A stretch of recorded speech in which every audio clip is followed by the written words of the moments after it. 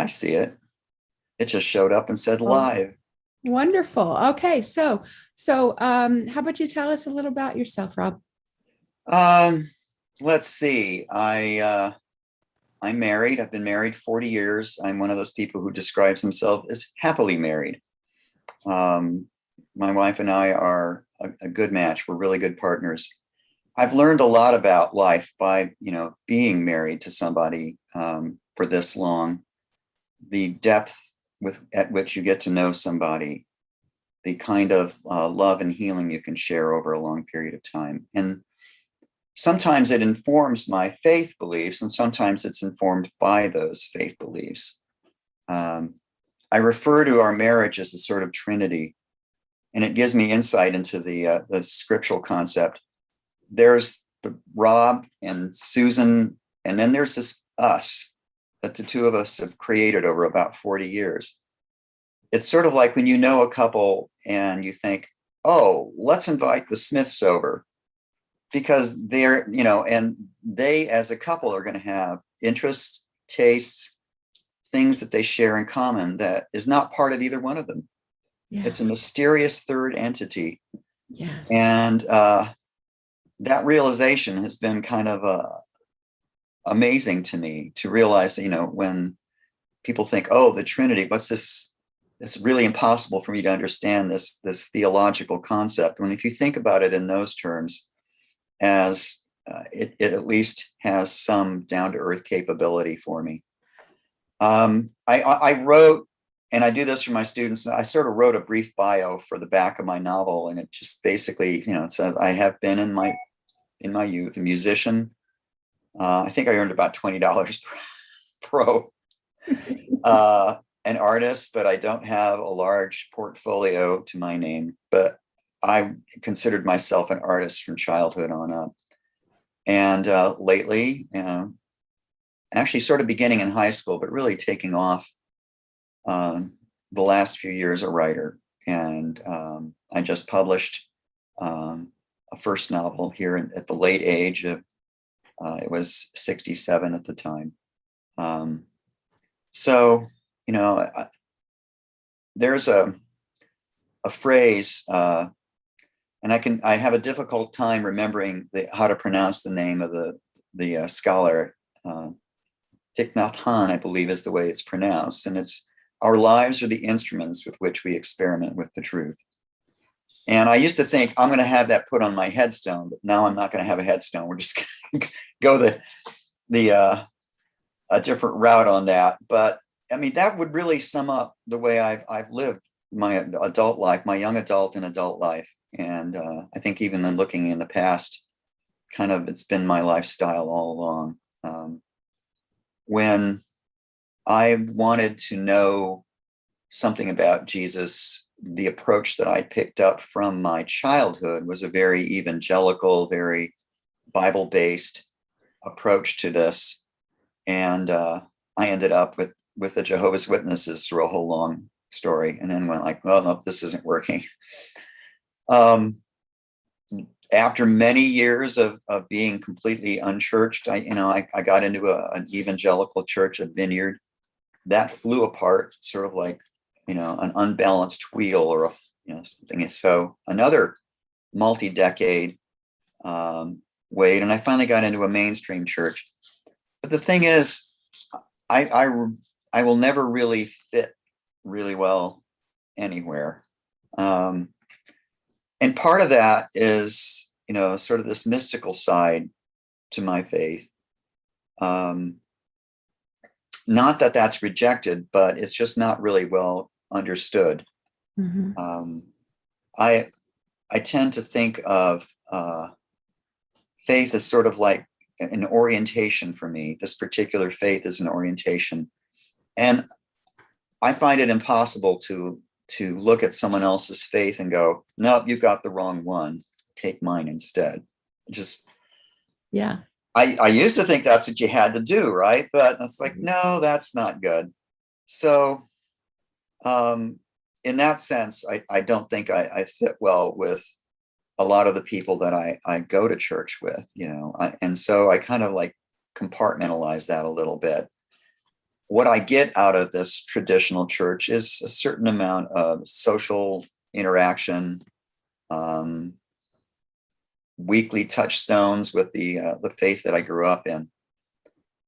But when I read or write or think about God, I tend to do that in the broadest terms possible, because I think God is a lot bigger than not only all of us, all of our ideas. It's like our word comprehend means to get sort of like wrap yourself around, to be able to circle around something. Well, you can't comprehend God. You can't circle around a being, an entity that is much, much, greater than anything we know. You can't understand, you can't stand underneath and form a foundation for your understanding of God. You have to hold it as something that is beyond complete understanding. So all of us are approaching God, the famous blind men approaching the elephant thing. We're all approaching God in this sort of indirect, well, I think of God this way. And then what you do is you take into that your experiences of God. And those really are where the core comes from. My experiences with God are obviously shaped by my Western, Midwestern American upbringing. And you have to step back and recognize that that's part of it. Yeah. So, if I'm in India, and I spent, I think 10 wonderful days there, and someone asked our hosts, how many gods do you have? And their reply is, oh, we have 10. This happened twice, so it seems to be a standard reply for tourists. We have 10,000 gods, but there's only one. And, really, people think of Hinduism as a sort of pagan, there's all these gods. And that might have been true hundreds of years ago. But just as in the West, we've understood God now for a long time as being a single God, they think of it that way. And it's almost like the biggest difference is emphasis. In the West, the Eastern Orthodox Church in particular, we use icons as a way of focusing on God. To Hindus, as I understand it, because I really can't claim a deep understanding, God manifests in these different aspects. And to many Hindus, Jesus is one of the manifestations of God, along with Krishna. A lot of Christians aren't happy with that. That's not good enough for them. Yeah.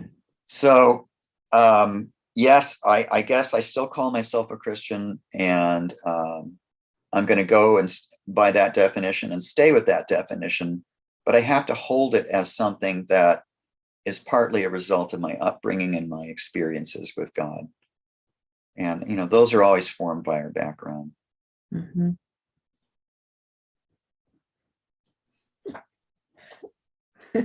Are you done? Is that your intro? That's my intro. I'm thrilled. I've been really looking forward to talking to you, and I'm not. I'm very happy. So there's so many things I want to ask. Let's start with your book, because I really want to hear about your book. And your book relative to, as a mystic. Oh, okay, good. Whatever you want to say about your book. Especially, let me give you a little of how it started. As an undergraduate, I took a creative writing major, started a novel, never quite finished it. And some years later, I hadn't written anything in a while. I took a course offered through my library, and it was like $50, at a college, to kind of kickstart, get the gears moving again. And I wrote this, I believe it was about a 3-page short story. I had recently seen, I was a sweatshirt or a t-shirt or something, Heaven is Like a Library. I thought, well, that's neat. So I wrote this short story of 2 people meeting in heaven at a library. They had been lovers in life, and they reconnected at this library. And the instructor at the time, he said, well, that's a tidy conceit. meaning, and not conceit in the sense of we think of someone as stuck up. Conceit as in it's tightly packed. I'm not even going to try to open it. So my writing instructor just left it there and moved on to the next student, and I thought, well, that's nice. You've always picked favorites for your class. I'll leave it at that.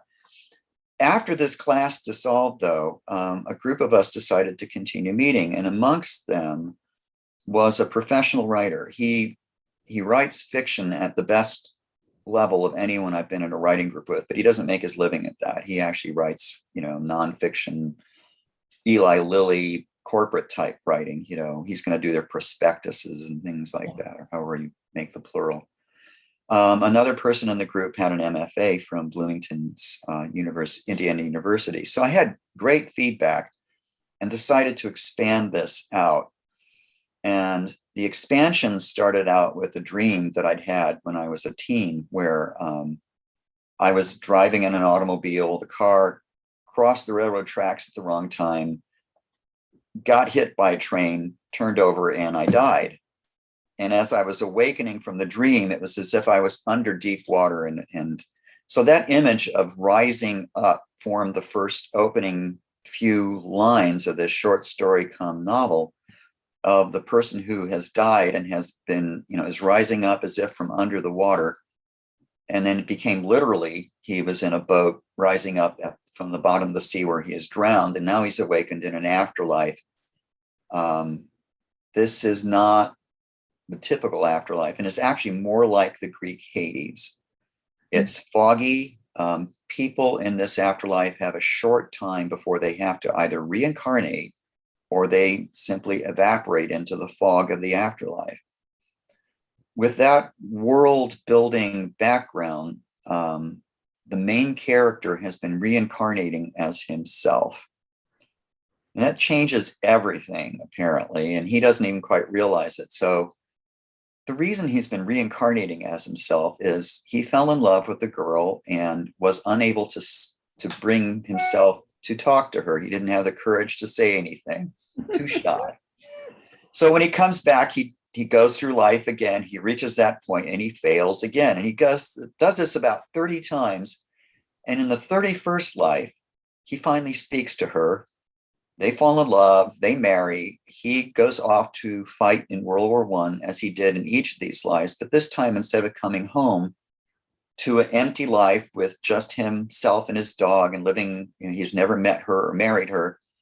This time he doesn't come back from the war. And he instead basically comes to this afterlife early. And as he's been reincarnating as the same person, he's been sort of building up the afterlife. He begins building stations where people can reincarnate from. He built a museum and an art gallery and a studio of music. And then he built a railroad on the island to connect all of those, and a lighthouse at the edge of the island to help people find their way. And he finds out that the reason he's been able to do all this isn't just that he's reincarnated as himself. It's that God had plans for him and had planned to use all of this energy that reincarnating as himself has provided and has been stored in the afterlife to create a new, more permanent, less foggy Hades-like afterlife. But his actions and the actions of a couple of other people have derailed God's plans. So in part of the novel, he actually meets God. And that goes back to another one of those experiences, the mystical experience. I had a dream. I was in the middle of one of the evangelical phases. And in this dream, I was in a mountain stream, and this becomes one of the scenes in the novel when my main character is actually meeting God. Instead of in the foggy afterlife, he finds he is in a brilliantly lit mountain stream, and there's a man who is fly fishing, but he's wearing a hat with the kind of bobbins you'd use for more traditional fishing, and he knows something's off. He also knows he's never been to this place, so he can't be doing this from memory. And when he meets God, God is wearing his face. In my dream, God actually wore the face of Tom Baker's Doctor Who, But I knew, as you know, things in dreams, that this isn't really Tom Baker I'm meeting, right? I was meeting Jesus in my dream. And Jesus, of course, isn't going to give me the face he wore, in 3 BC or 3 AD. And in other words, when he walked the earth. So I incorporated that dream into the novel. And the rest of the novel really was my attempt to wrestle with the concept of reincarnation. People talk about reincarnating. It's like, well, there are a few instances of reincarnation that are hard to explain otherwise. Most instances of reincarnation are localized. You meet a little girl who can tell about the elders in the nearby village and knows all about them and knows all these things that have gone on in ways that she really shouldn't know, but she doesn't know what's happened in New York City. So people, for some reason, seem to reincarnate locally. This is not explainable or explained. But I thought I would wrestle with that. And so at the same time, I'm wrestling with my materialist sort of upbringing. We in the West have a very materialist upbringing. And that's expressed through a character, Manoj Rajpuri, Dr. Rajpuri. And he is a neuroscientist and a neurophysicist, and he has been working on trying to understand how memories can be formed after someone has actually died and there is no brain activity. They come back to life. They've been recorded as having zero brain activity, yet they remember things that have happened in the room. This is actually based on observations that I've read that people have made. So admittedly, third hand, second hand. So he had been working on that, and then he dies and he's in the afterlife. And now he decides to continue to work on this. And in one scene in the novel, and in science fiction, this is famous, it's called an info dump. I do a bit of an info dump where Dr. Rajpuri, now hopefully my readers are far enough along, they want to know how this place works better too. So he explains it. He says that when we are born, each one of us creates a field of consciousness as our brain becomes sufficiently aware. And he has developed this field theory of consciousness such that all animal life creates this field. I don't go into plant life having a field. And that, obviously every single living creature creates a field of consciousness above the number above zero. It could be a very small fraction for a worm or something really tiny. It's, like 0.00. I don't get into it to that level of detail. But that when you get to much more sophisticated animals, this number becomes larger and larger until you get to creatures like dogs. And then it gets even larger when you get to the great apes, the cetaceans. It's a huge number. This field is extremely powerful. He says, when you get to the human being, something different happens. And he says, I use the analogy in physics of a black hole, where a star has such gravity that light cannot escape the star anymore.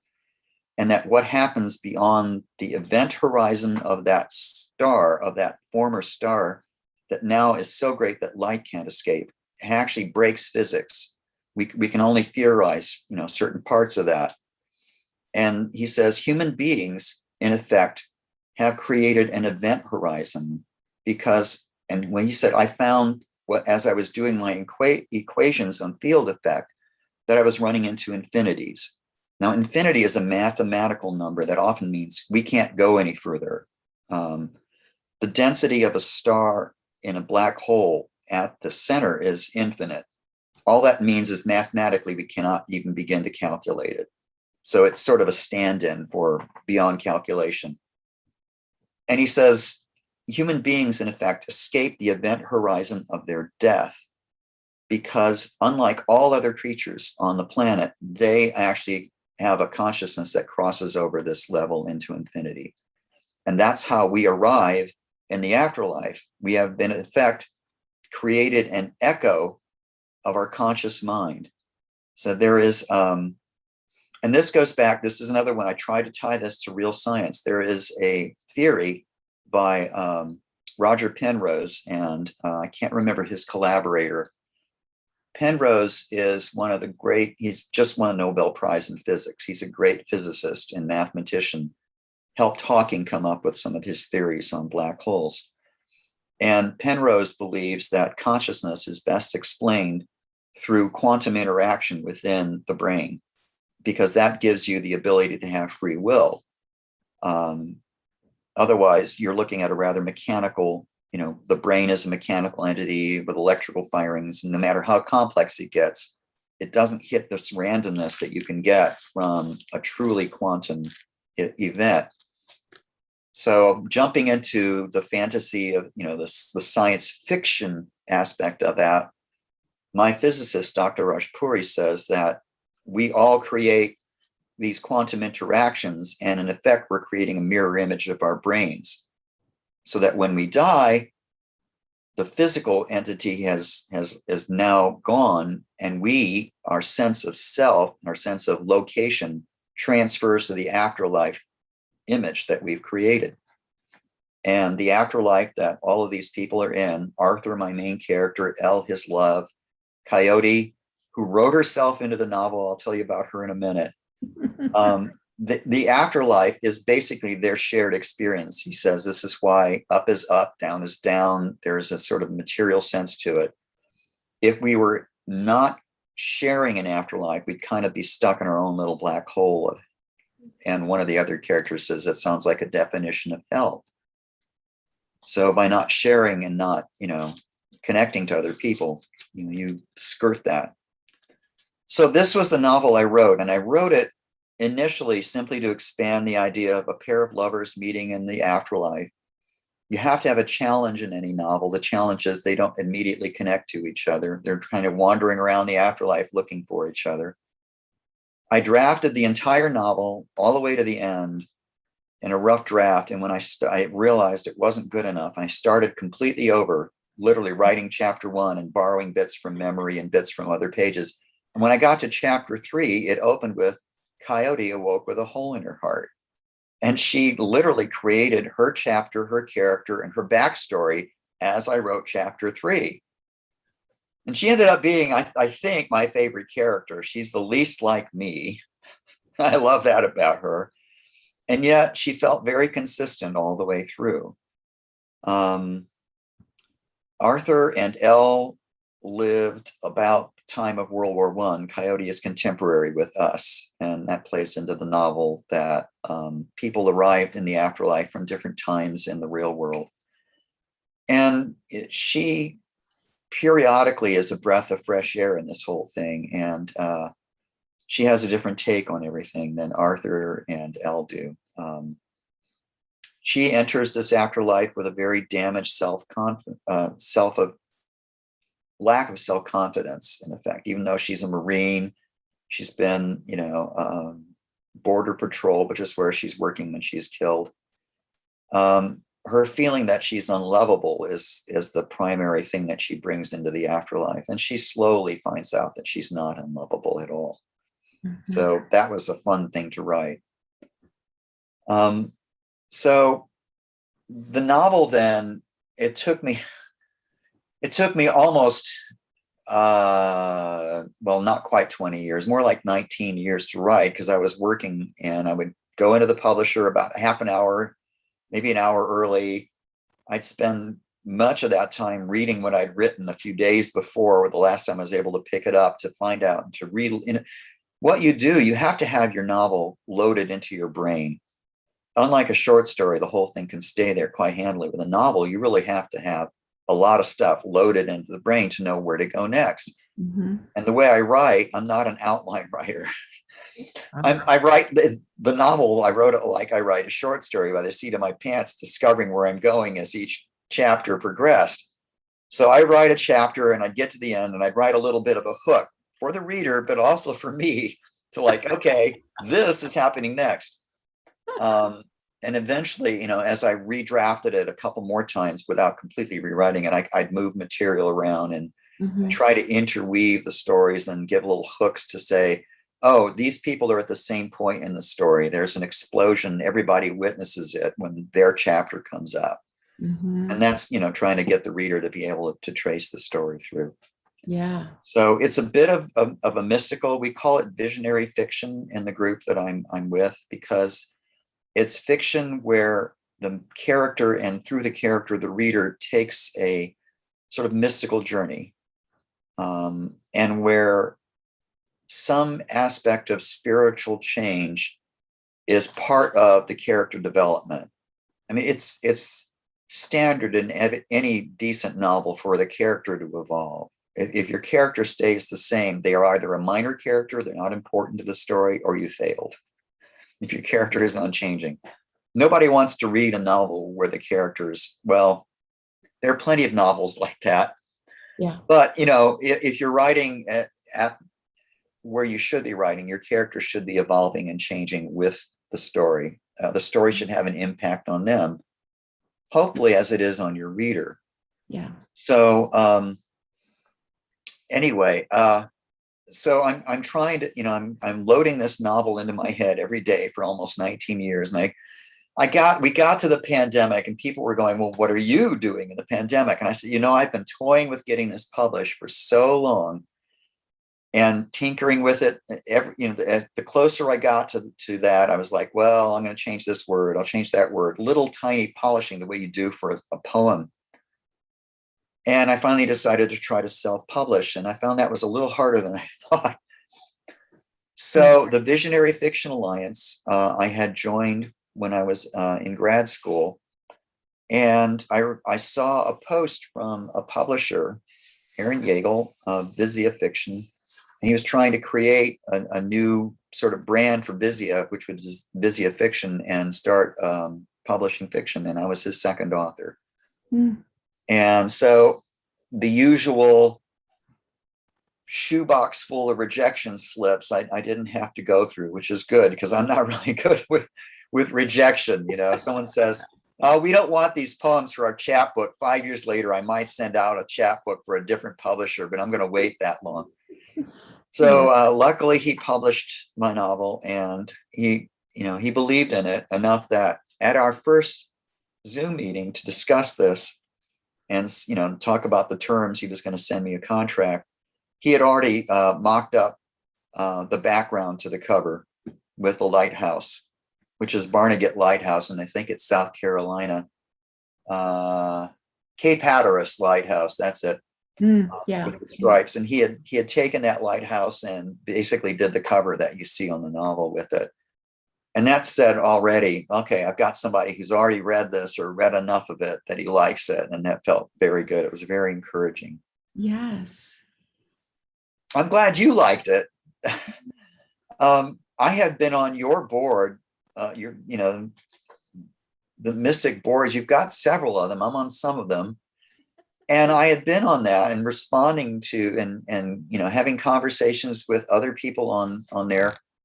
And so I was interested to know what you'd think of it, so what do you think of it? I'll turn this back on you. I love the context. I love having conversations with novels. I love, writing as a context in which we can think. Mm-hmm. And I mean, I really like the context that you've created to think through, to play with some of these ideas. I really like that part a lot. Okay. Yeah. The one thing I always want to know is, did you enjoy it, kind of thing? And it sounds like you did. So that's my primary concern. Yeah. I mean, we all write to entertain. If we don't write to entertain first as novelists, we're not going to make it, and yes. Philosophical novels are not, I didn't invent the genre. Zen and the Art of Motorcycle Maintenance is the first time I encountered a novel that had philosophy woven deeply into the story. And he wrote a second one that I read when I was in the early stages of drafting. It's called Lila. And Robert Pirsig had basically created an entire philosophy based on the concept of quality. Yes. It was not only a way of life, it was literally a whole philosophy. And I thought, well, I'd like to do that. to talk about things and to get readers engaged enough in a story that they'd be willing to stop the progress of the story to hear concepts discussed, knowing that they're going to get back to the story a little bit more enriched. Mm-hmm. And I did that through Dr. Raj Puri, and then I did that through Arthur's encounter with God, the fisherman. Yeah. And so far, no one's complained. You arrested the novel when you got to that, and I thought I had one person who lost interest in it, but you get these 1-star reviews on Amazon, and you look and you go like, "Did you even finish it?" kind of thing. Right. So yeah. Now I have to get it republished. I mentioned to you, I think earlier, maybe before we were recording, Aaron Yeagle, who had faith in my novel and published it, passed away. And as the sole proprietor of his publishing company, my novel is now on Amazon, sort of archived. It basically says no longer available. So now I have to get it relayed out, get the cover redone, and upload it again under my own name. And so I'll be negotiating with Amazon and some other things, none of which I like doing. Yes. It's just not my character to be doing this kind of thing. But you're committed to the novel, and I really appreciate that. Yeah, and I'm hoping to. I was trying to start a sequel novel, and I got a ways into it, and it stopped. And I would really rather pick up my thesis novel from grad school and try to rewrite it and get it more publishable for a general audience. It doesn't fit a Kindle. It's got, see, one of the things that you can do with a paper novel that has never going to go on Kindle or an audiobook is you can put artifacts in. And so I had newspapers, and the newspaper headline might play into the little novel, but there were little backstories going on. If you wanted to take the time to read it, you could. And I'm not happy with the way it ended. I don't care for that. I have to also, this was part of the thesis novel challenge. I wanted to, initially the thesis was going to be something more along the lines of Studs Terkel's Working. If you've ever heard of that. Working is a nonfiction series of essays by interviews by a writer out of Chicago named Studs Terkel. And he just interviewed people with their experiences working. Well, I created a fictional scenario, and I said to people, would you be willing, and I was hoping to get a broad response, just to write me a few words about the following writing prompt. The writing prompt was, you've awakened in what looks like a hospital, and you've been handed a pamphlet, and on the pamphlet it says, you've been resurrected from the dead. Welcome to this new life. And it gives a few background things on this new life. You've been resurrected with people from about the same time you lived in. So that's why there are no ancient Babylonians in your midst. How much Babylonian do you know? And I thought I'd get a lot of responses. Well, the crickets is all you get, So Susan spearheaded trying to get a response. She located a friend of hers who is a professional writer. I don't have permission to share her name right now. Well, okay, Joanne Sopercook. She writes novels, mystery novels. She's a published author, and she was a friend of Susan's. So she agreed to write a few this introductory chapter, and then drop 4 or 5 of them. She's a very prolific writer. Susan proceeded to drop several chapters too. So I had several chapters, as much as a fourth of the novel, written by other authors. Nice. They never carried their characters to completion. So my task was to write in their voice, completing their character arcs, and then incorporate those into the entire novel's story arc. And so, I guess my thesis advisor thought it was okay. He passed me for the master's thesis. But I'm not sure it moves the way I want it to move. In Organ Pipes of the Soul, the reader takes 3, you could call them sequential journeys with each of the characters. So they're woven like a braid. You follow Arthur for a while, then you follow Elle for a while, then you follow Coyote.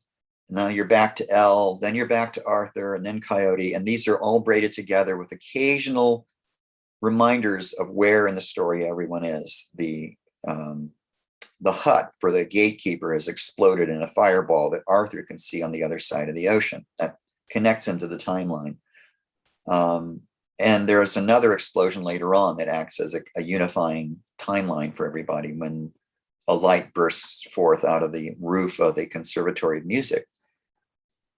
The second novel, it's called Resurrectorium 1920, which is to say it's the Resurrectorium for people born at the end of the 19th century and through parts of the 20th century. So it's a time instead of a physical region. Doesn't have that kind of structure. And I'm trying to decide if the structure I originally had will work for it, or if I need to try to restructure it. And I was hoping to start that this autumn. And I'm probably going to start somewhere in October and try to redraft it. I'm hoping to literally break it into pieces and sort of like put it on a whiteboard kind of thing, and then move them around and see if they work and which ones I have to keep. Yes. And once I got some of that, and I'm not really big on outlines, but it would be in effect an outline, then I'm hoping to rewrite it. This novel is set in the resurrection, the general resurrection of the dead, using a concept that in research I found started with Thomas Aquinas based on the resurrection of Christ, and then was picked up by C.S. Lewis. And I don't remember which one of his, it might have been Mere Christianity, but it's the concept of what Aquinas referred to as Zoe Life. Zoe Life, according to Aquinas and C.S. Lewis, is life in and of itself. It's not derived by eating other animals. That's what we do. We eat plants and animals to live. What you see, this is one of the things I love about the stories of the resurrection of Jesus. What you see is not a ghost story in the resurrection of Jesus, but it's clearly he's not in the same plane or the same kind of person he was before he was crucified.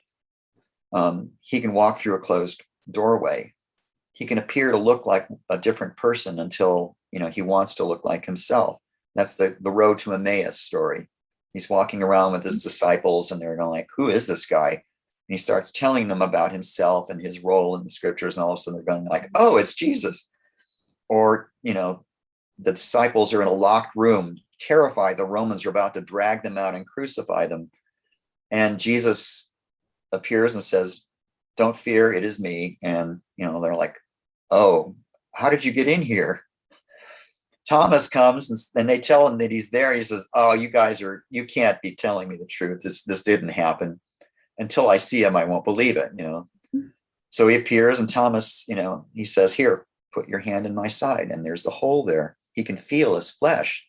He doesn't have any blood coming out of this hole in his side or water. Remember, when he was pierced by that spear, not only blood, but water came out, which is when physiologists look at that, they go, well, that's an accurate description of what happens when you've been crucified.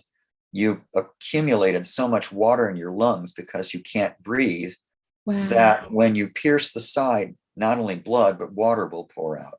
Meaning the person who wrote that at a time when crucifixion was so common, but they didn't typically spear somebody after he was crucified. What they usually did when someone was crucified and the Romans wanted to be sure he was dead was they broke your legs. Then you can't hold yourself up any longer and you suffocate in a few minutes, 3 minutes, however long it takes. In his case, they chose not to do that for reasons that the Romans never gave, but fit prophecy. They basically speared him in the side. So, okay, getting into that. There is a first resurrection of people with Zoe Life. I chose not to limit that to denominational Christians. It's going to make me really popular. One of the characters is a Hindu, and he's a Zoe in charge. The way this works in this story, the Zoes are in charge of bringing all the rest of us up to speed, if you will. We've got about 1,000 years after we're resurrected in our biological bodies. We still eat, we still, drink water. We're exactly as we were, only we're perfectly healthy and we don't have as much of a time limit. It's about 1,000 years. Most people pass from bios to Zoe Life in that time. some people take almost the whole 1,000 years. One of the characters, a minor character, Annie Methuselah, they call her. She doesn't want to leave because she's got dogs and she thinks she can't take them along with her.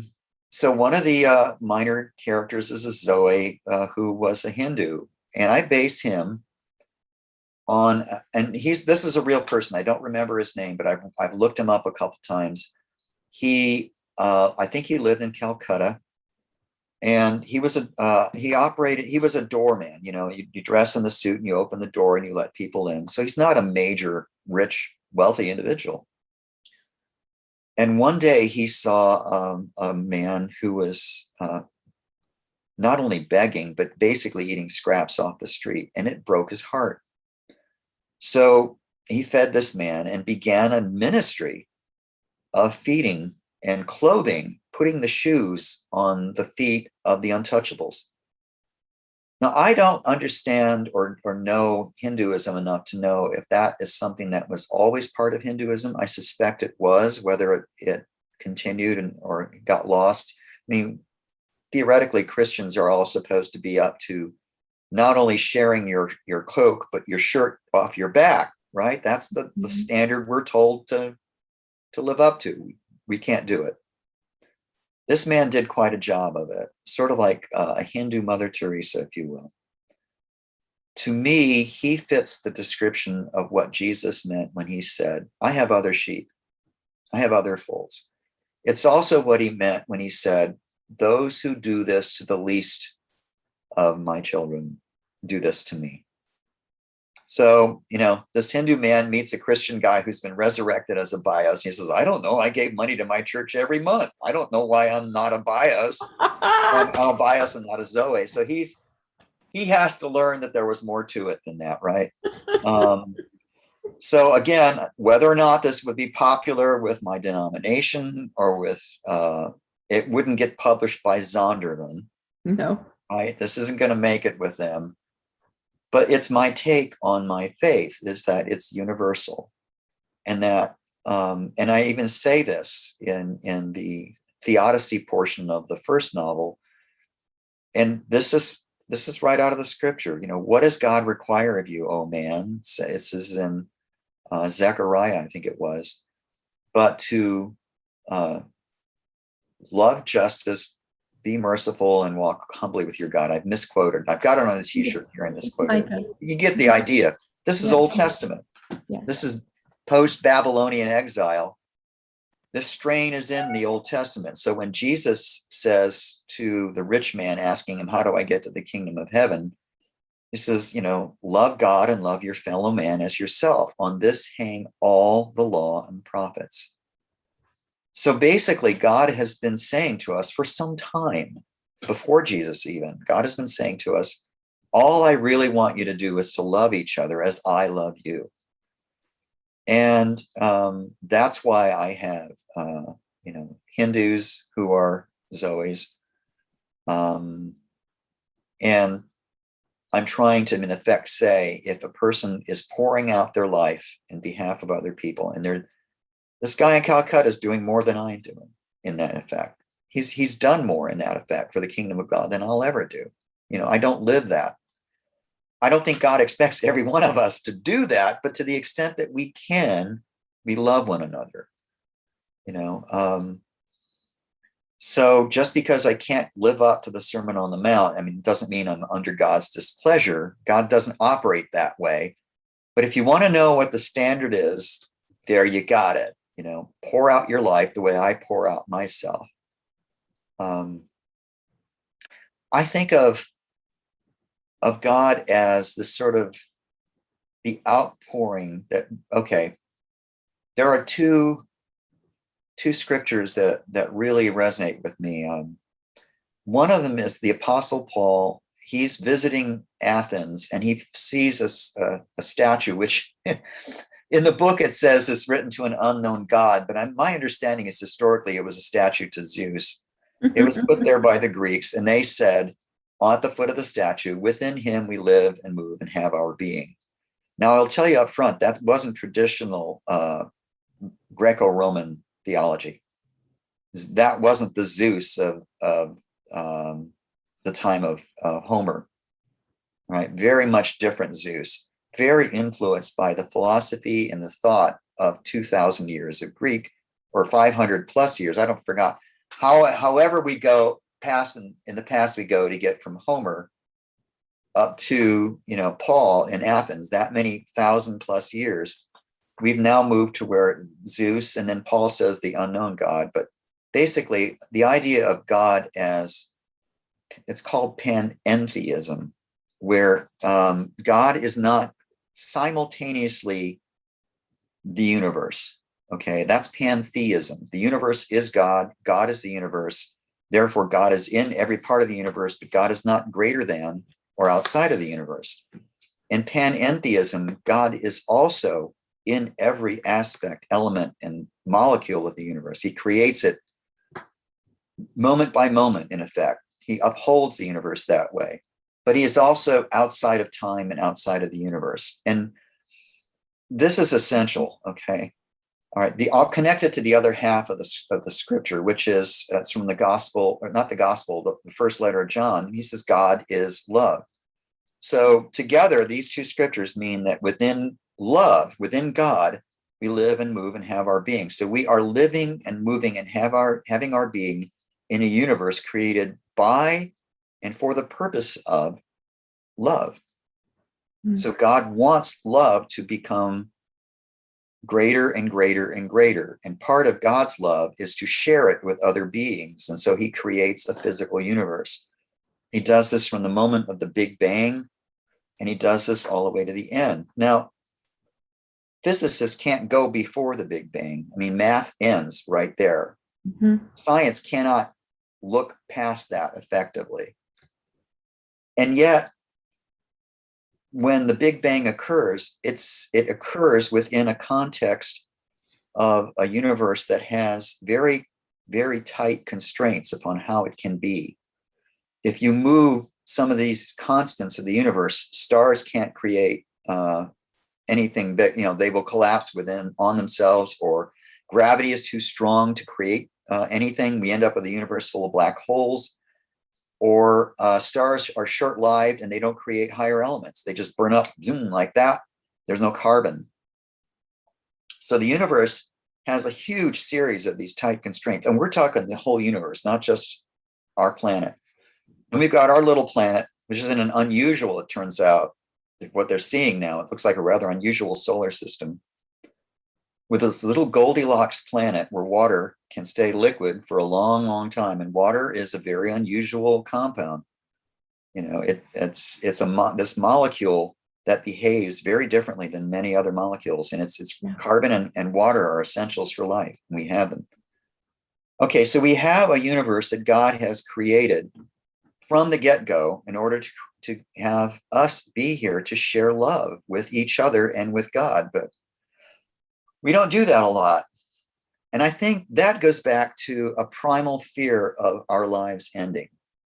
We want to hold on to life because we're afraid it's going to end. And we can see when you look at what happened with these frightened disciples in the upper room when they encounter the fact that death has absolutely no hold. And this is really wonderfully portrayed in a film called Risen. If you ever want to see what that life looks like on the faces and in the lives of people, Risen is an incredible movie in the sense that this Roman who's in charge of making sure that the body of Jesus is not removed from the grave finds that he's in trouble with Pilate because the body is gone. And he finally does meet some of these disciples, but this isn't the scared disciples you might have expected. They're running around going, "You can't hurt me. You can kill me, but you can't hurt me." It's hard for us to live that way. And so 2,000 years on from that resurrection time, from the time of the book of Acts, we're back living in fear.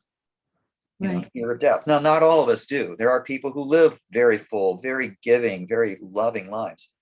But for most of us, death is this thing that we cling onto life to prevent. And some of us will do anything to prevent that. You see, and that is the source of evil. Evil really comes from people clinging on to life at any cost.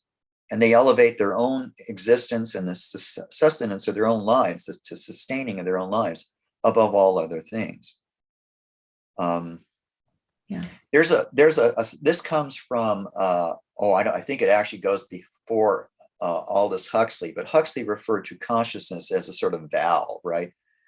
And he thinks of it as a reducing valve, such that consciousness is greater than all of us. And what we as humans do is reduce it down to something manageable so we can move about the world.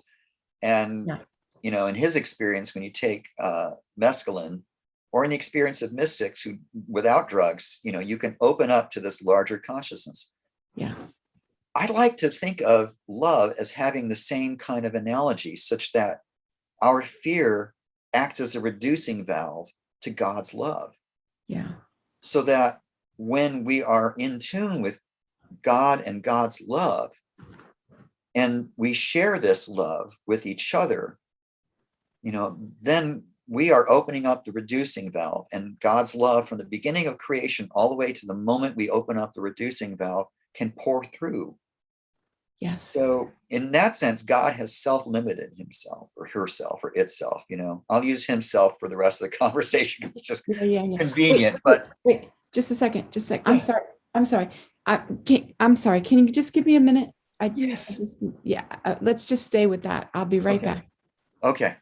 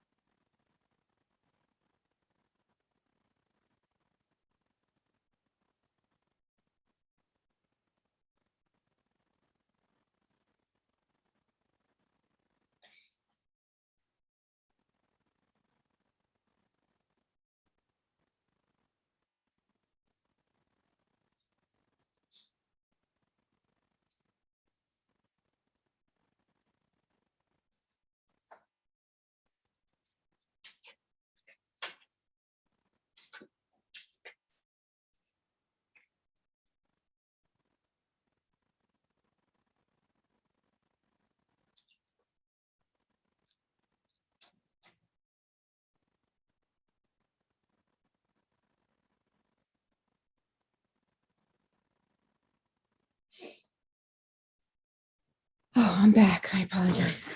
That's okay. Okay, so the fear is a reducing valve on love, and then you were going into how God. Okay. If we started creation is an act of God's love. Yeah. And in one sense, it takes sacrifice to do this. God has to descend into reality for it to exist. All right. And this is where the Logos descends into reality for reality to exist.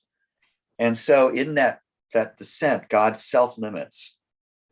And the more we open this reducing valve of love and learn to love each other, the less God is self-limited in this reality. And the more God's love can then be part of our reality.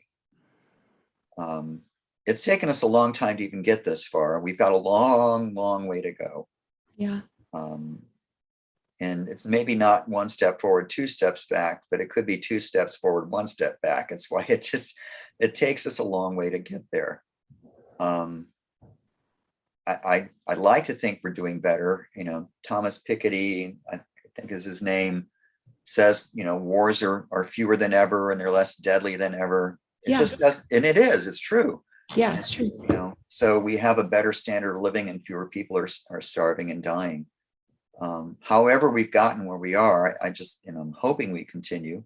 We may be taking big steps back, and they could be, wars. We don't know what's going to happen in the future. But we have to keep moving forward with trying to expand the love of God into every area we can. On my way to India, I picked up a book. I read it there and I read it on the way back. It's called Jesus Purusa. And it explores the fact that there is a section of the ancient Rig Veda, really old, that talks about the Purusa. And the Purusa is the cosmic being. This cosmic being predates our own existence, if you will. He's got 100 eyes and hands, and I mean, basically, he pervades reality. He is hung upon a tree, and his fellows, I guess they're fellow gods or whatever, but the other gods, they drink his blood, and thus our reality comes into being. And this author who saw this connected that to it's from the book of Revelation about the lamb slain from the foundation of the world. Mm. So what he's theorizing, I don't know about whether archaeologists and others would agree that the Semites and the Aryans were part of, because he's even getting into the pre-Noetic thing, the concept that God is self-emptying is not limited to the Christian world. A self-emptying God is actually built into the Hindu faith. I do not know enough about Islam to know how much of that they incorporate into, but I suspect the Sufis would be right there. So it'd be one of those studies. I just only have time to study so much, right? Right. So I'm reading a wonderful library book, and it's a history of not a history. It's a look at world religions by Houston Smith. And when he tells you up front, he says, I'm not interested in exploring the peccadillos and the failures of religions, whether it's the Crusades or anything else. He says, I'm just here to tell you what the people who believe these faiths will tell you is the best and the truest part of their faith. And he does a wonderful job, because in addition to having been born a child of missionaries in China, he spent years as a Sufi, not just reading about Sufism, being a Sufi. Oh, nice. Spent years with a Zen Buddhist monk, training him to meditate. So he understands these from the inside out. And it's a wonderful, and it's still learning to read all this history of the various, or not history, I keep using that word, approach to look at exploration. There you go. The religions of the world. Houston Smith. He also was an associate of Aldous Huxley and Timothy Leary. So he understands that there is a mystical component to our ability to approach and understand God. And that can sometimes be enabled by entheogens, which are, substances we can eat, but it's not required to do that. Mm-hmm. One of Leary's associates, and I can't remember his name prior, but he became Baba Ram Das. And he wrote this wonderful book called Be Here Now. Yes. And in it, he describes taking LSD on trips to India and handing a bunch of it. I mean, we're talking enough to send, me into a hospital, kind of huge amount of it. And he had it with him. And the guru he was talking to just grabbed a bunch of it and ate it, and nothing happened. Because to the guru, he says, well, this is where I'm at all the time. I'm on a mystical plane. If you give me drugs that can create a mystical experience, it's not going to give me anything I don't already have. Yes. So I tell you that story because, like Ram Dass, I don't want anyone to think that entheogens are the only way to have a mystical experience. Yes. But the fact that they can happen through consuming a substance suggests that God, in all his dealings, all her dealings, has to have some mechanism in our brains and bodies for us to have an experience and understanding of God. So if scientists come along and tell me that there is a part of the brain at which religion is functioning, I'll go, fine, that's fine. It doesn't change anything. how does God know about us, and how do we know about God? How do we know about God if there isn't a portion of our brain that can connect to God? But I really do think that we live and move and have our being within God. And so not only us, but all of life partakes of God's unfolding energy and existence in our world. One of the things that is hard to explain outside of having a God-based understanding of the nature of reality is how evolution happens. How is it that a creature will get more complex, and how can things evolve together, like the bird and the flower, the bee and the flower, if there's not a substrata that everything is partaking of? So, if evolution is the unfolding of life like an acorn unfolding into an oak tree, then it's because it all partakes of God. And I don't want to limit God to the world, but panentheism is a really wonderful approach to understanding God, because God's not just limited to the world, but also God is yet not entirely outside of the world. I find it to be a really good framework for understanding how God relates to the universe and thus to us. So, keyword panentheism, I like it. Yeah. I find it fascinating, and you may sometimes come across this when you read about the most recent research in consciousness. David Chalmers, philosopher, and a number of the neurophysicists who are doing research are trying to understand how consciousness can arise in this 3 pounds, I think, or something like that, of gray wet matter. And they keep coming up with the idea that it can't by itself. It doesn't account for everything. The brain can't quite account for everything in terms of consciousness. So they've been postulating, they're calling it panpsychism. It's not a new thing, such that psyche, mind, is part of everything.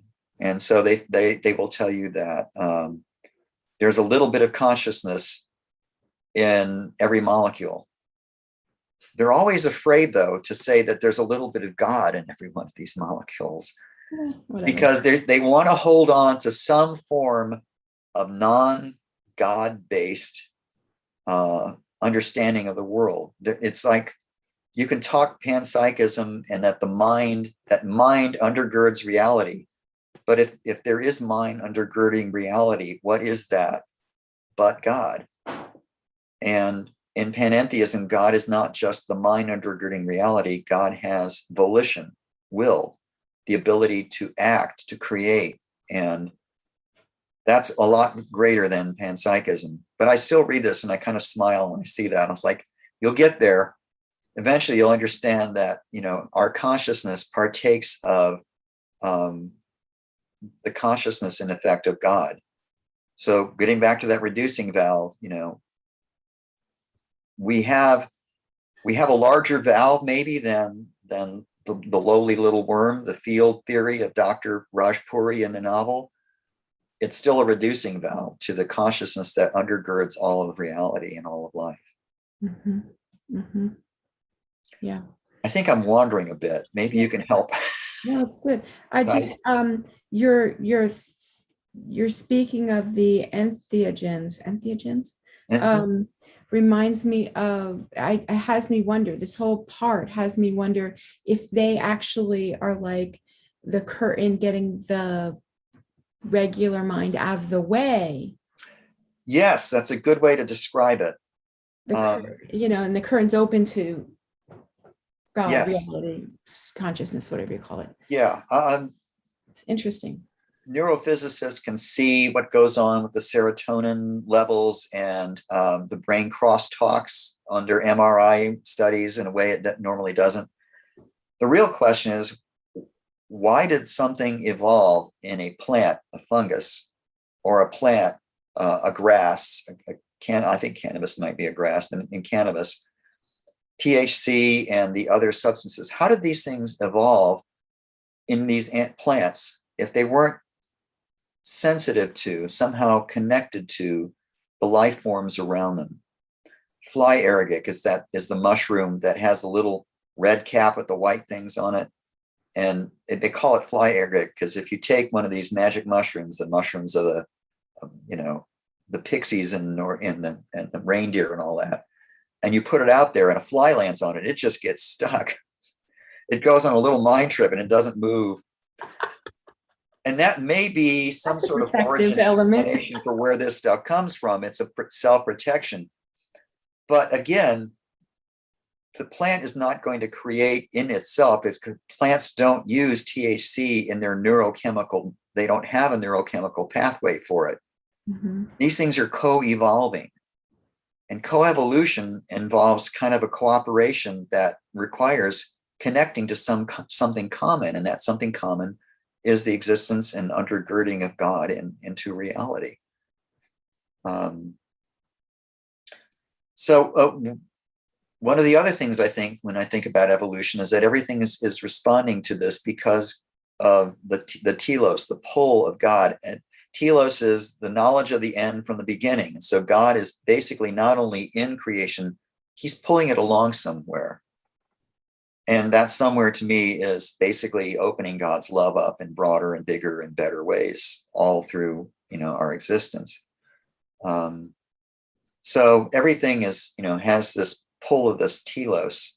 And, God basically, I think, wants to have more love in reality than we have. I mean, and in human beings, that means a more just society. I mean, down to put the shoe leather down on the ground. I mean, we need to create a more just society.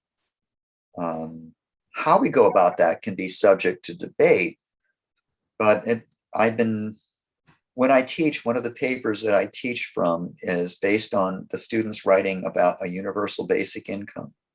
And I told them this year, I said, one of the things I've never had a student write about is how does this relate to the idea of a just society? And can we ever achieve it? And is this part of getting there? But we should at least ask about this. Utopias are an attempt in writing to create a just society in fiction.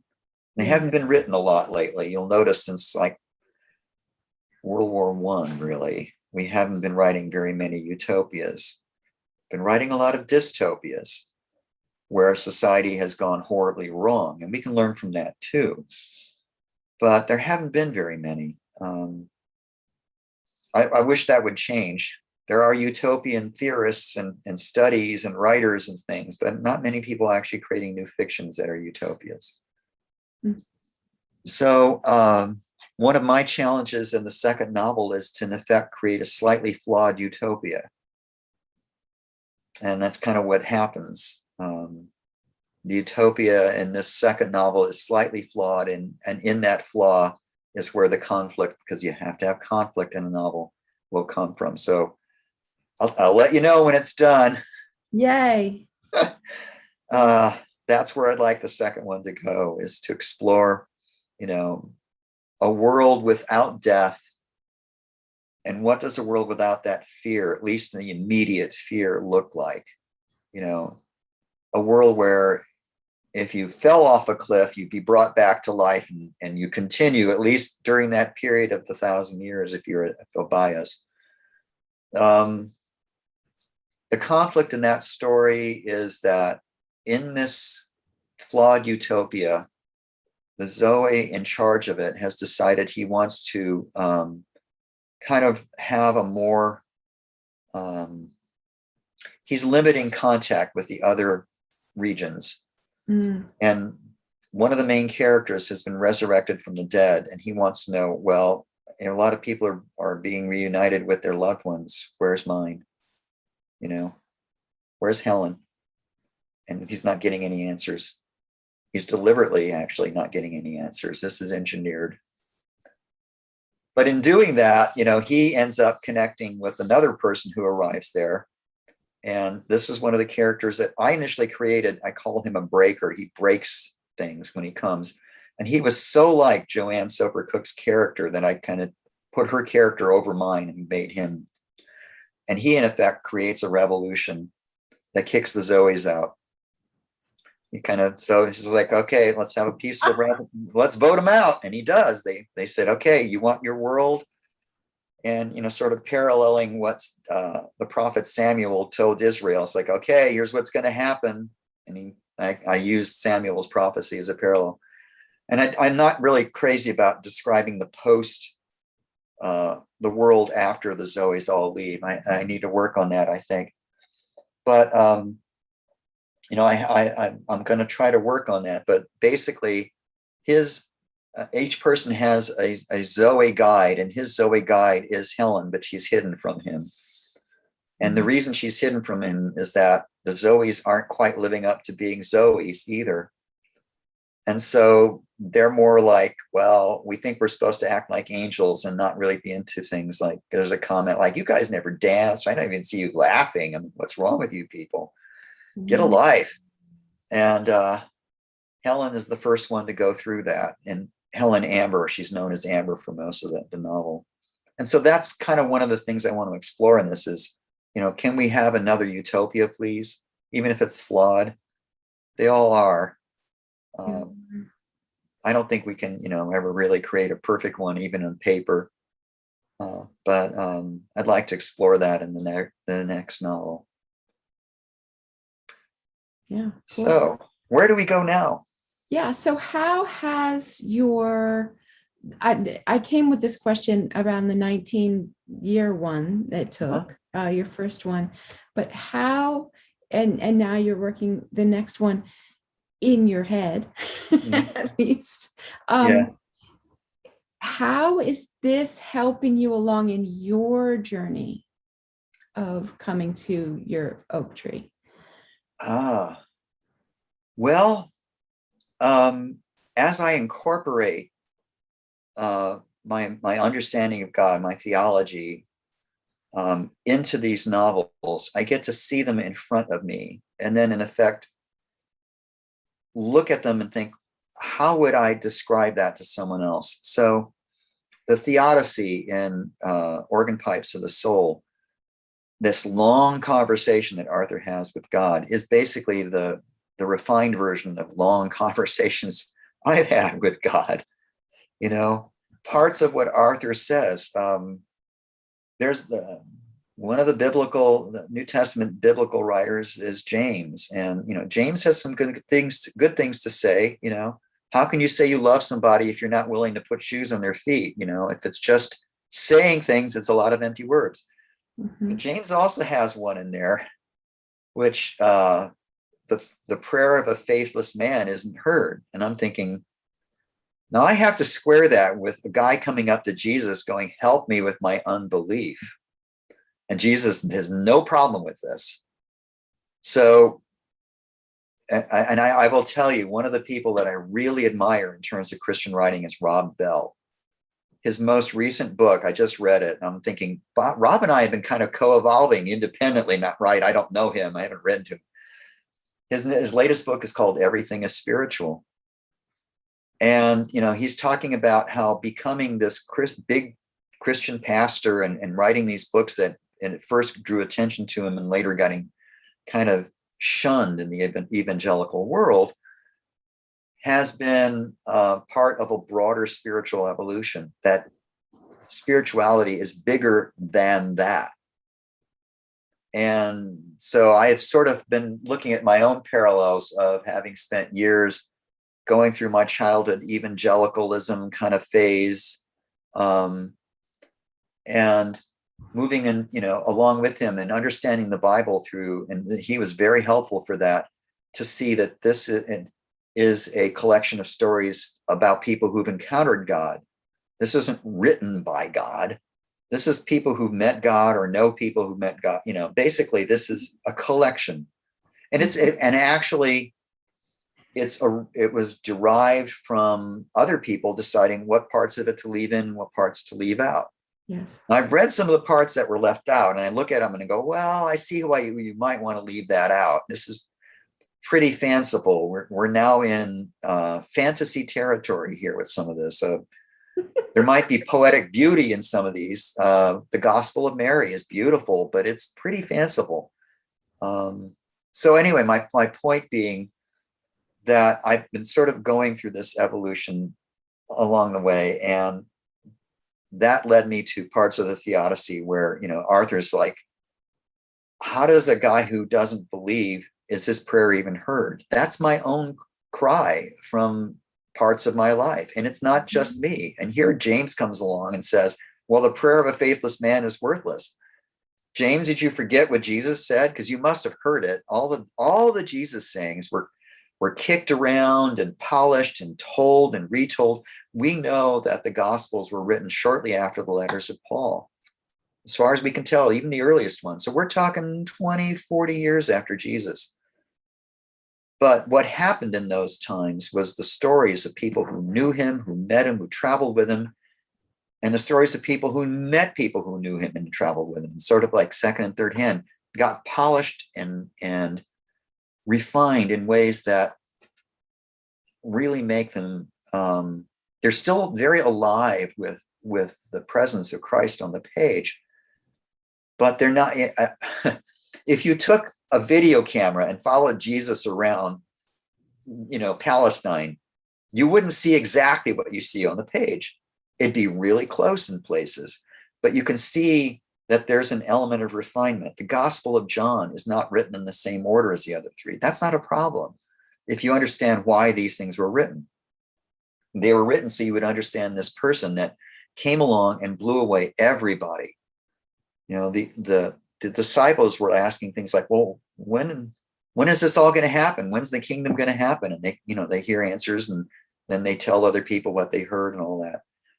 The first generation of Christians, even Paul, was expecting him to come back right away.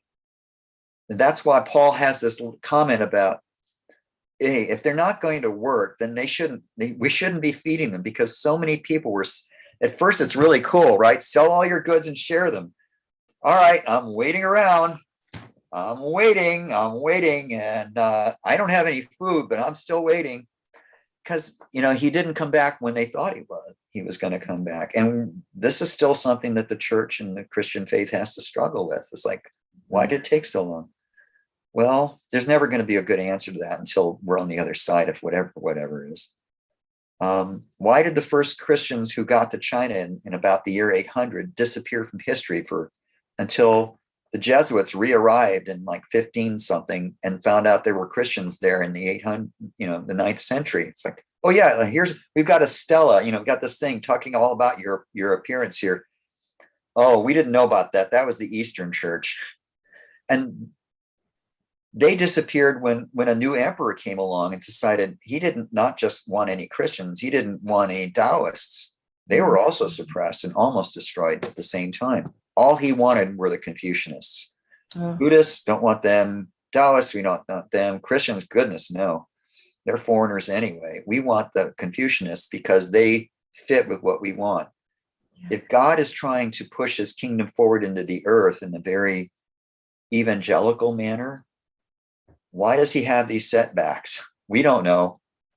Why did Thomas make it all the way from the west coast of India to the east coast of India?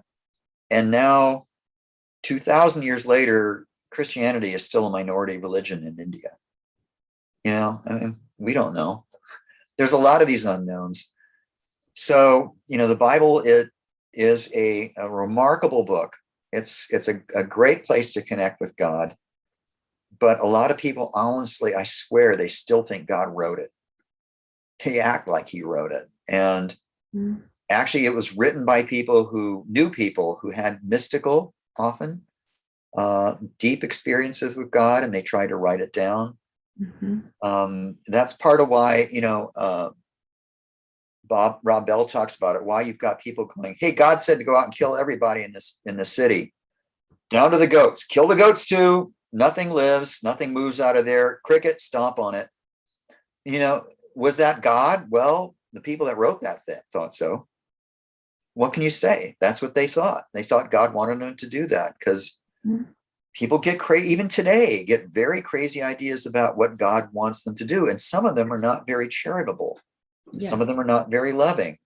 Yes. So if you compare that to the standard we have of love your neighbor as yourself, and some of that doesn't hold up.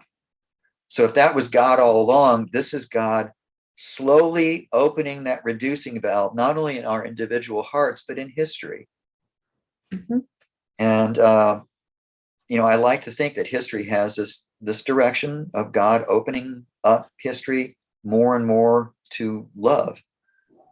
So if we ever do get out into the stars, hopefully we won't be the same kind of, we won't be the little ape men we are right now. We'll have learned some of these lessons that when we get out there, it won't be the way, white settlers moved west.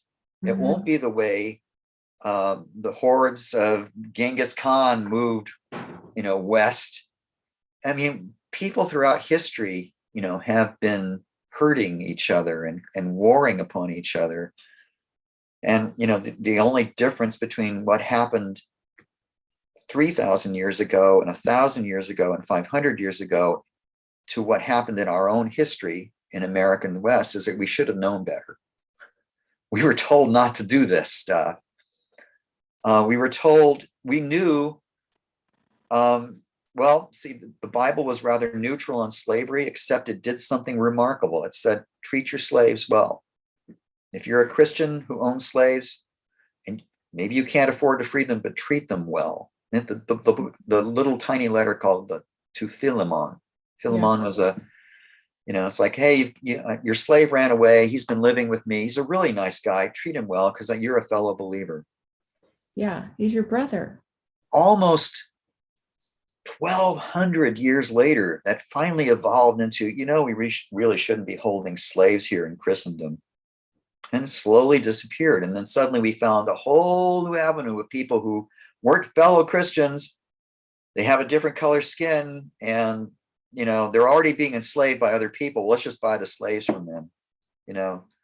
Arabic traders were selling these guys off, these women off, the slaves. Let's just use that. And then we end up using the Bible to justify all this stuff, which was an even greater atrocity, in terms of Christian faith.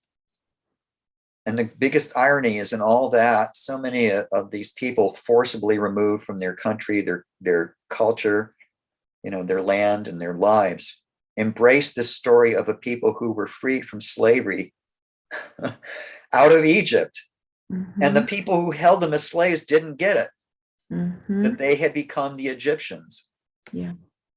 So I think Bell even, was even talking about how, when we look at the history of Israel, we've got a lot of stories of humans doing the wrong thing. These imperfect people making bad choices so that we can actually look at them and see them and not glorify people. Caesar went around like, I'm a god, everybody worship me. In Israel, you didn't say that about your, Moses. Hey, you can't come into the promised land. You messed up. Now, there are a few people about whom little is said. There's nothing bad said about Joshua. I think Elijah and Elijah, but for the most part, the prophets are very flawed and imperfect people. And this is another one of those things I find amazing. Here you've got a people, Peter, John, James, all the disciples. They grew up in a world where your prophets are flawed. They're okay, but they're flawed. Along comes this guy who blows all these expectations away. So when they write stories about him, I don't think they were self-censoring. The Jesus that I actually see on the pages is a pretty remarkable person. Now, I've not read enough Buddhist scripture because one thing that Houston Smith makes clear is that Buddha was called the compassionate Buddha for a reason. And the few stories he relays is Buddha would do some similar things. He has an untouchable come to him and say, oh, I'm not worthy, a really, really unworthy person. He said, no, you're not. You're just like everybody else. Here, you can join my group. In my group, Buddha says, there aren't these castes of untouchable and all that. So this, again, is the light of God breaking through. And doing so in this person we know today as Buddha. Siddhartha. Apparently he was a historical person too.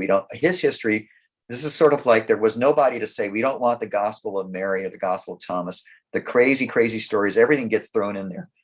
So how do you know what was really happening with the Buddha? Well, I'm not sure yet. I suppose if you went back to the very basic stuff, you'd find some of those things that Houston Smith was talking about, the compassionate man who, loved people a lot, was very kind to people, and was famous for bringing this light to, the world he lived in. So I guess I got to hold on to my Christian faith to say there's some difference between these two guys. My church would have to absolutely say, listen, you can't be here if you're not going to hold on to that. But I have to hold it a bit loosely. I don't know enough about Buddha to know how God works through all that stuff. I do know that God's not going around in the business of saying, all you guys who didn't know about me or know about me and decided you're going to stay a Buddhist or stay a Hindu, I don't want anything to do with you. I'm going to roast you guys. That's not God. I can't do any of that, Mm-hmm. The people that I have encountered, the people I know who cry about loved ones who haven't accepted Jesus because they believe in the concept of hell, that got imported into Christianity early in its years. Mm-hmm. Within the first couple hundred years, this concept from ancient Greece gets imported into Christianity as a way of scaring people and making them behave. Yeah, it's a good lever. It's not the original. I just don't see it in the original. I don't see it in Jesus, the person. I don't see it in anything he says when you understand it in its context. Gehenna, that's the garbage pit. Yes, he can be harsh. If you're going to live like that, God's going to throw you in the garbage pit. That's really what that scripture means. There's nothing in there about eternal torment. Pruning the vine. Those can be harsh. You do wake people up sometimes that way. Pruning vines and taking the vines that are pruned and burning them. That sounds harsh. Nothing about eternity. What it simply means is get with the picture or, be pruned. There's a comment, I think it's in Paul, about God being a refiner's fire. And in one of my classes, we had to talk about assaying gold. And how do you assay gold? You put it in a crucible and you heat it up, and the gold rises to the top and the rest of the stuff comes to the bottom. Mm-hmm. If in your life, you're not letting the crucible of life do that, then, the gold isn't going to rise to the top. It's going to get all mixed in. And I don't know anything about the real afterlife. I have to assume that there has to be some form of refiner's fire. Otherwise, you've got, people like Hermann Goering waking up in the afterlife going, hey, I'm here. And that's not justice. So if there is a justice in the afterlife, it's that if you didn't put yourself in the refiner's fire and try to perfect God's love in this life, letting God live through you and love through you, then you're going to have to go through something before you're ready for this afterlife. And it'll be personal, but it's not eternal. Mm-hmm. It's the refiner's fire. And that's the nearest I can come up with. And I wish I could be all happy-go-lucky that everybody wakes up and God has instantly fixed them. If that were the case, we wouldn't have had 10,000+ years or however of human history of pain and suffering and humans hurting each other. God would just have made us that way from the beginning, and we'd all be happy. It's part of the theodicy that God has to do what God does. But when I say God self-limits to basically have a creation in the first place, because if God is eternal and all that, God is creating a world that exists in time and space and through change. That's got to be true in terms of the creatures in it, that, we evolve toward God's goals along with this universe he's created. And so God gives us free will for the very reason that we will freely learn to love each other. Otherwise, what good is it? I can create a fictional being that automatically loves everybody, but I'll tell you this, it won't come across on the paper as very believable. Mm-hmm. Or if I could, I would be recreating Jesus, or maybe if I were good enough, the Buddha, but I would be recreating someone like that on paper. But for the most part, that's not who we encounter in our lives. We're all flawed in that sense. We live ultimately largely for ourselves. And the less of that we can do, the better it is. So I don't believe that after, if God is going to fix everyone so they wake up and we're all in heaven and we're all perfect beings, or God sends us to hell for eternity, neither one of those is acceptable. There has to be some form of growth. And the other alternative is that, this is it. And you either, carry on, or you die and there's not another you. And I don't like that either. It seems kind of wasteful. So you could go the Hindu route and the Buddhist route and say that in the big picture, it doesn't matter. And there are people who say that, when you actually, and people who've had encounters with God will say, I was beyond good and evil. And, I've read that. I understand some of how that can happen. But I have a difficult time accepting that the Hermann Goerings of the world have no consequences for the horrors they committed and the pain they inflicted. So that doesn't quite do it for me. And maybe in that sense, I'm still holding on to my Western Christian roots. I'm not moving into a more Eastern approach to things. Yeah, let's leave that one there for now. Who's more Western, Sufi, Rumi, he says beyond right doing and wrongdoing, there's a field. I'll meet you there. And he's from the Muslim tradition. Yes. So I don't know, he's like in the middle. But my question to you is, does reincarnation fit into this for you? Do you entertain that theory? That's interesting, because I write a whole novel about it, but I'm not a reincarnationist. I just think that if reincarnation were true as we know it today, it doesn't seem to do us a lot of good, because we forget everything. Do we come back a little bit better? Perhaps that's why the universe progresses. I was looking at reincarnation more as if it's true, it's a thought experiment. If it's true, what would the consequences and what would the outcomes of that be? If we don't remember anything about our past lives, at what level does it affect us? And maybe it does. Obviously, a great many people believe in reincarnation. And as I said, I do know there have been a few instances of people, who've been basically, as children, they remember things they shouldn't technically know. But I have to say that there's not enough data to convince me yet. But then again, I remember I was brought up in this milieu where reincarnation isn't something you believe in. So to hold it as a thought experiment and to examine it as I did, I have to say I came at it as an outsider. Hopefully that's useful. I had one good review in India. And I don't know, maybe I had more than that, and I just can't get to them because my publisher was able to access them and I'm not, So I was hoping that it would at least stir some thought on that.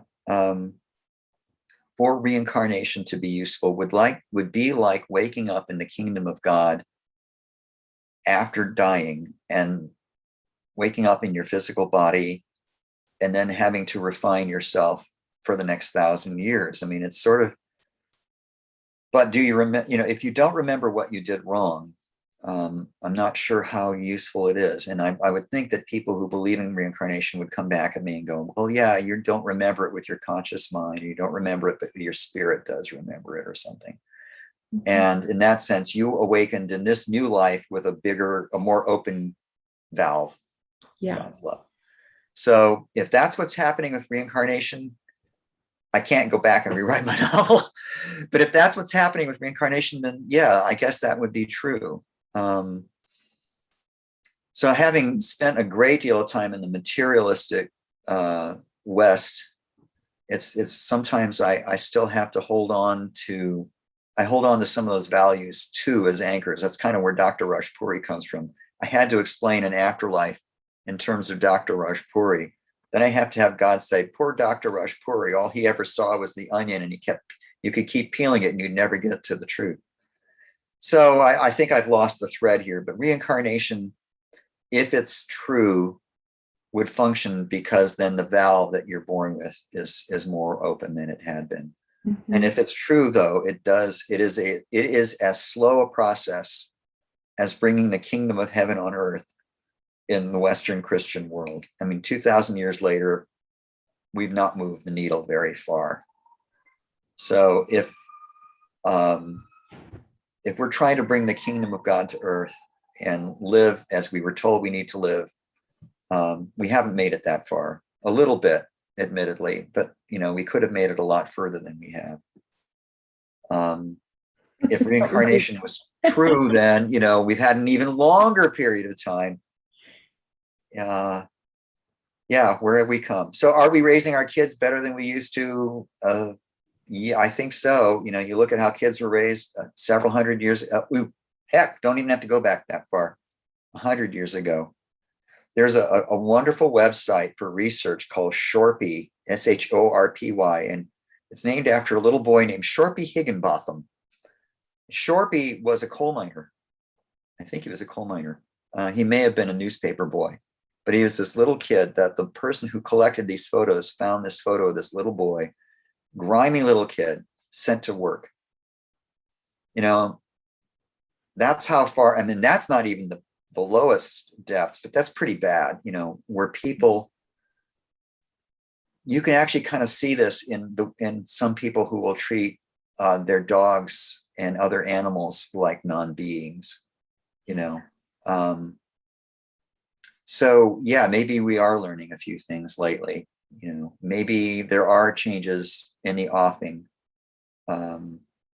Maybe this is why this is the generation and the time in our history when we're starting to look at animals going, and maybe rediscovering. We look at animals in animal farms and think, oh, this factory farm is horrible.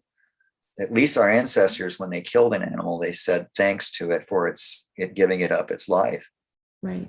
So there's wisdom in that. Periodically I'll look I'm not a vegetarian. I'll look at meat on a plate and I'll go, thank you, cow. Thank you.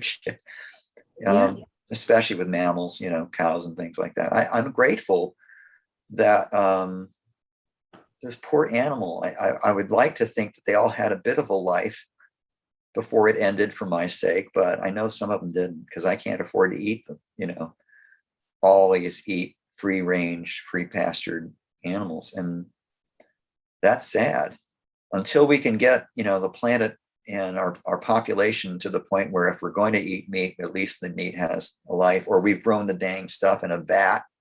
It never was alive. It just looks like, hey, your chicken McNuggets. Yeah, we got that out of a vat. Fine with me if it tastes right and everything. So yeah, it's the evolution of consciousness is a slow process. It is. Part of it's built on our material success. We can afford. There's a book I've got to read it. It's by a philosopher, Joseph Piper, called "Leisure is the Basis of Culture."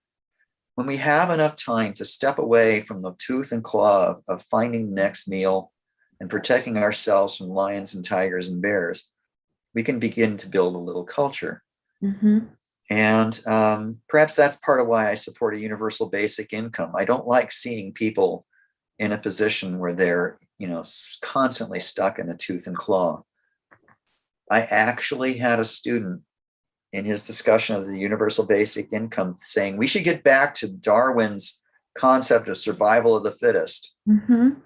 I was a little harsh in my response. Mm-hmm. And then after reflecting on that, I went back and said, I'm sorry, but that was a bit of the tooth and claw coming out. Yeah. You know, if he believes in the survival of the fittest, he just got claws across the cheek. Right. And he should be ready for that if he believes in that world. Most people who say they do don't really. People who say that we should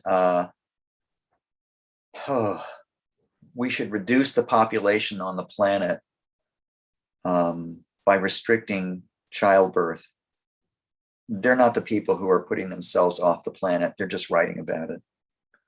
Mm-hmm. So I don't want to get off on too political a topic, so I won't. But a lot of people who think that they're loving are really closed off. And, you know, I know some wonderful, loving, caring people who, if only they knew God was as loving, more loving than they are, how could they think that God is doing these horrible things to people or, you know, holds those beliefs? I even said that to my pastor at one point when I was discussing my novel. I said, you know, my son's an atheist. I don't worry about him because God loves him more than I do. I would never harm him or do anything bad to him. Yeah. Why would God do that? You know? And he's like, yeah. But yeah, I don't know. Yeah. I think I'm kind of I think I've talked your ear off there a bit. I really appreciate it. Well, yeah, I suspect, like a lot of my conversations, it really kind of went off into some serious serious sidetracks, but that's the way I am. So along the way, I wrote down a lot of questions, but since we're closing, I just have one. If you want to say hi, you know, and it's about your experience as a mystic. You did mention 2 dreams that have affected you. Yeah. Dreams and or visions are a big part of the mystic experience for many. Yes. Is this is it dreams? What is your foundational dance with the divine that's real for you? Well, let's start when I was in kindergarten, and they showed this little cartoon called The Littlest Angel. Yes. It was about an angel that wanted to get to heaven, or a little boy, I think it was, wanted to get to heaven and couldn't make it. I don't remember it real well. I think I should go out now on YouTube and try to find it. I do remember, though, that when he couldn't get there, I cried with him. I have wanted God, if you will, since I was in kindergarten. Mm-hmm. And so maybe that's how I ended up, you know, I grew up listening to Billy Graham. I think I was fortunate to go to a church that still used incense. It wasn't a Roman Catholic church, but it was a Catholic church. It was Polish National Catholic Church. I don't speak Polish. My mom said, well, do you want to go to the English Sarah thing? And I said, yeah. She said, good. It starts at 7:00. No, we'll go to the Polish one.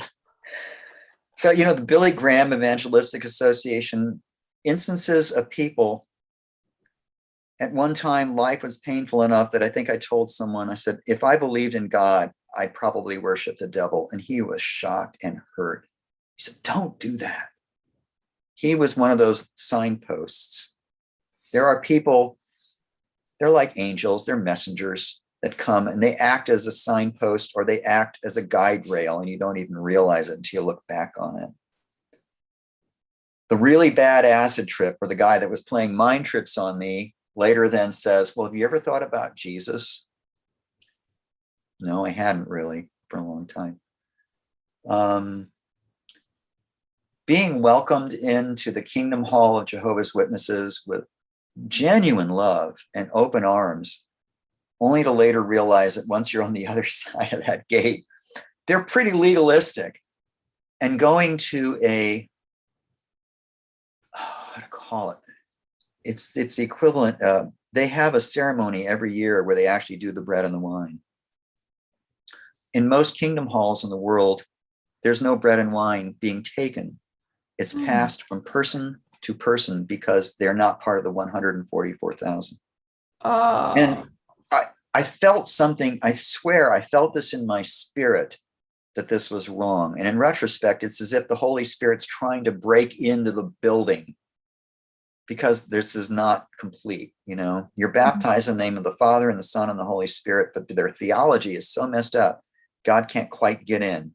They can be very loving, very generous people. Just like many of, you don't need everything. So that was part of that growth. And the dream, I got in a situation with a really close loved one where I thought they had basically done something that was going to put me in a financial hole. And I thought I had been misled, if you will. And I was thinking, how can I get this person to accept responsibility and apologize? So I'm sitting in my pickup truck after work praying. What do I do? What do I say? People talk about hearing God. It's if you ever hear God speak, it's not like hearing a person literally sitting in the cab of my truck next to me, but it is clearly not my voice. It is not my own thought. And as soon as I heard God say, ask them to forgive you, I knew that wasn't my idea. No. That is not where I was headed with that prayer. The prayer was to get help in figuring out how to make them apologize to me. And as soon as I did that, I heard that, I went, that's right. My spirit says that there's a phrase in the New Testament, his spirit leapt in him. Yes. My spirit leapt in my heart. It's like, that's what I have to do. I let go. Doesn't mean I didn't still think maybe this had happened. I'm beginning now to realize, no, Rob, you don't know yourself well enough to say that. Maybe you were the one that didn't know what was going on, right? But at the time I thought, that's what I'll do. And I did. And instead of creating a division where that would never have been healed, that didn't happen. God prevented that from happening by speaking, if you will, to me. Not all Christians have that experience, but it does happen to people who don't even consider themselves mystical Christians. Yeah. But I wasn't looking for it. I wasn't seeking it. I hadn't been fasting or anything like that. It was just, I was in dire straits and God kind of spoke. Yeah. So the big thing about every one of those experiences is that they all point to something outside, something bigger. God is bigger than us. The reality we live in is bigger than us. The world we live in is bigger than us. Everything, little Chinese egg fortune cookie, man wrapped in self-make small package. Really, we do if we get wrapped up in ourselves. So, God's in the business of opening us up, and that's what I see happening a lot in the New Testament. Jesus is walking down a street and there's this tax collector. Apparently he's a cheat too, sitting in a tree, this little guy. He can't see above the crowd. His name's Zacchaeus. He's hanging up there to see the Messiah go by, the tax collector of all people. And Jesus says, Zacchaeus, come on down. I'm going to have dinner at your house. He opens this guy up. He does this all around him. And the people he can't get to open up are the only ones he rails on. And when he does it, he's as good as any Old Testament prophet. You vipers. The people that are holding us back are the ones that he rails against, not the woman caught in adultery, not the tax collector, yes, not the poor guy laying there begging for help. These are the people that are getting helped. This is the way God operates.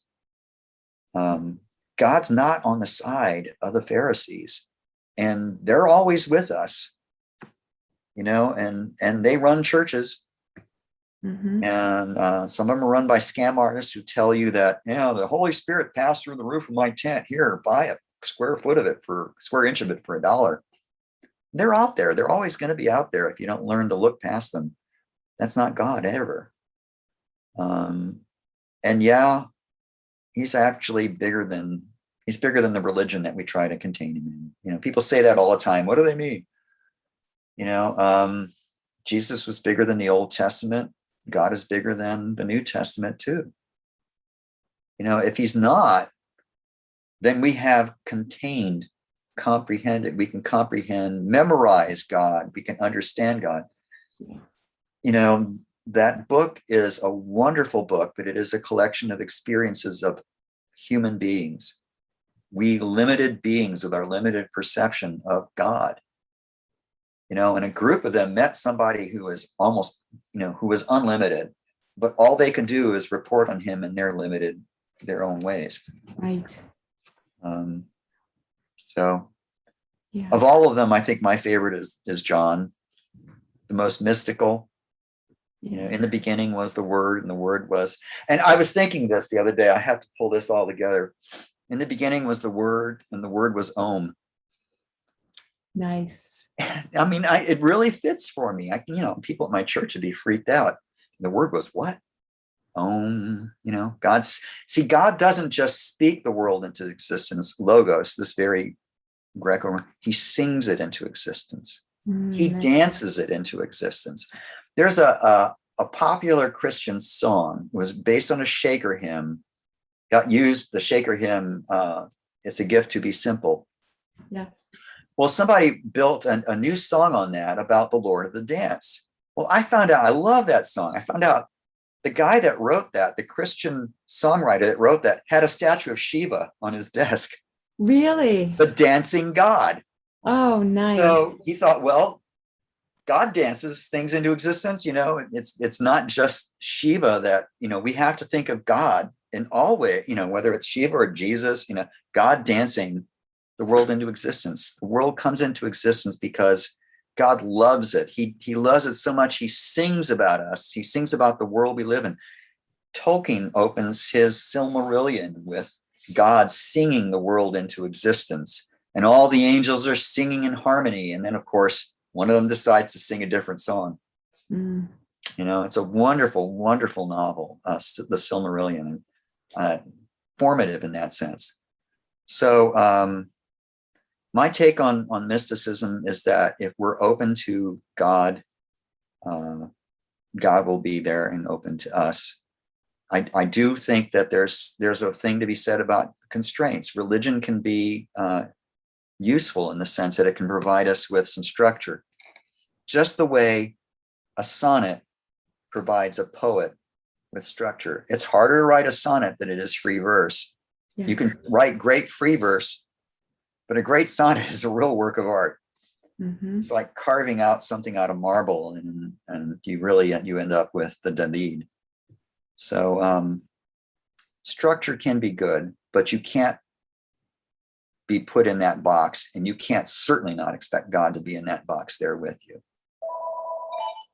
Oh, I've got a phone coming in, and I think we're about to end. Okay. Thank you, Wendy. So much. Namaste. I really love talking to you. I love being listened to, because really, that's what you did. You just gave me an opportunity to run off at the mouth for thank you. Appreciate it. All right. Take care. Enjoy your call. Bye-bye.